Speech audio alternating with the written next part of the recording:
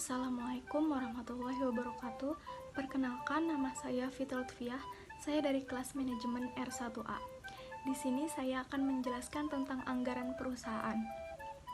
Pengertiannya merupakan transaksi pembelian barang atau jasa secara kredit yang berhubungan dengan kegiatan operasional perusahaan dan harus segera dibayarkan dalam jangka waktu tertentu.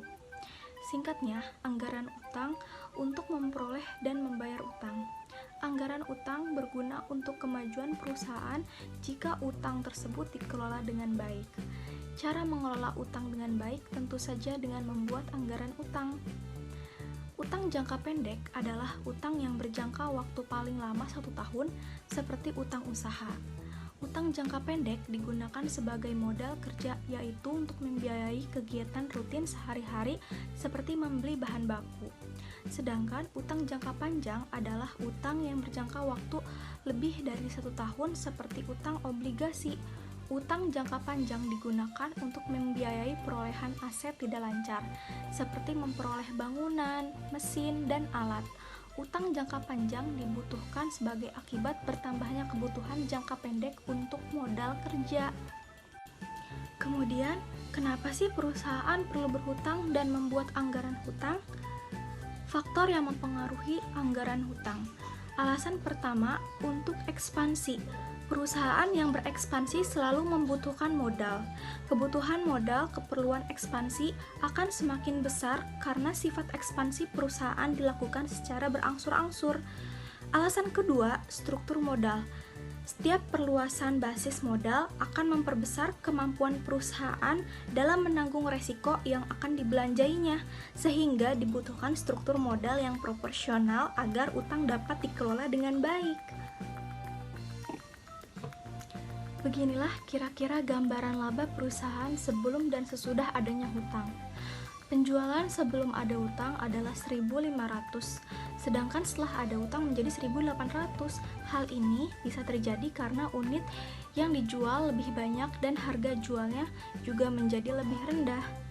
HPP barang yang sama, jumlah HPP akan mengikuti kenaikan atau penurunan dari penjualan. Maka untuk contoh ini bisa diasumsikan bahwa unit yang terjual semakin banyak dan biaya produksinya juga semakin rendah. Rentabilitas ekonomis sebelum ada utang adalah 10%, sedangkan setelah adanya utang 20%. Rentabilitas ekonomis diperoleh dari laba usaha dibagi modal usaha, sedangkan rentabilitas modal sendiri yang awalnya 9% menjadi 27% setelah ada utang. Rentabilitas modal sendiri diperoleh dari laba bersih dibagi modal sendiri. Tabel ini adalah gambaran jika utang dikelola dengan baik. Lalu, bagaimana jika utang tidak dikelola dengan baik? Yang pasti akan menderita rugi ya. Berikut ini adalah contoh untuk anggaran utang jangka pendek. Contoh ini merupakan ilustrasi pembelian barang dagang secara kredit.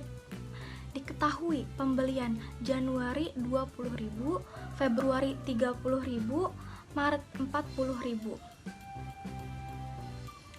Utang usaha yang harus dibayar di bulan Januari adalah membayar pembelian di bulan Januari berdasarkan kebiasaan membayar, sehingga membayar A yaitu 50% dan potongannya 5%, sehingga diperoleh 9.500.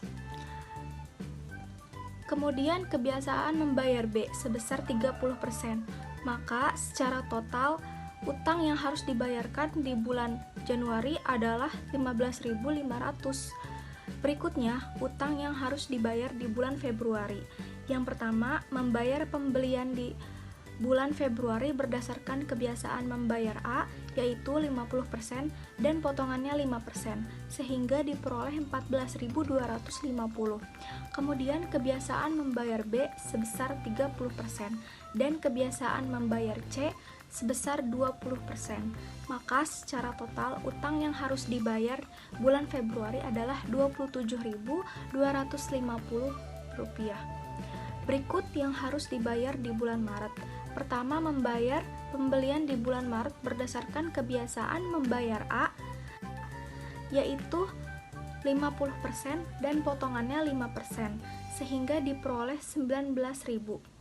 Kemudian kebiasaan membayar B sebesar 30% dan kebiasaan membayar C sebesar 20%. Maka secara total uang yang harus dibayar di bulan Maret adalah 37.000. Dan untuk bulan April yang harus dibayarkan bersumber dari pembelian kredit di bulan Maret sebesar 20%. Maka anggaran PT Sejahtera di kuartal pertama 2021 kira-kira seperti ini. Berikut kita bahas contoh untuk utang jangka panjang. Kalau ngomongin utang jangka panjang, sudah pasti ada unsur bunga dan angsuran per bulan ya. Untuk itu, kita memerlukan rumus untuk menghitung angsuran pinjaman. Rumusnya adalah angsuran sama dengan pinjaman dikali tingkat bunga dikali 1 ditambah tingkat bunga pangkat tahun dibagi 1 ditambah tingkat bunga pangkat tahun dikurang 1.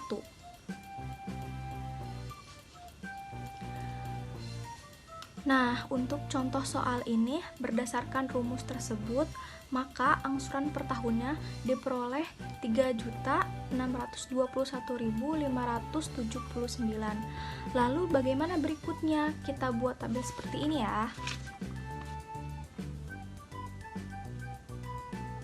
Tabel angsuran pertama diperoleh dari 12% dikali 11 juta atau sebesar bunganya. Tabel angsuran kedua diperoleh dari angsuran yang kita hitung pakai rumus pokok utang tahun kedua adalah 3.621.579.000 dikurang 1.320.000 sehingga diperoleh 2.301.579. Bunga utangnya 1.320.000. Sisa utangnya adalah 11 juta dikurang 2.301.579 atau pokok utang. Untuk tahun ketiga, bunga utangnya 12% dikali 8.698.421 sehingga diperoleh 1.043.811. Pokok utangnya diperoleh dari 3.621.579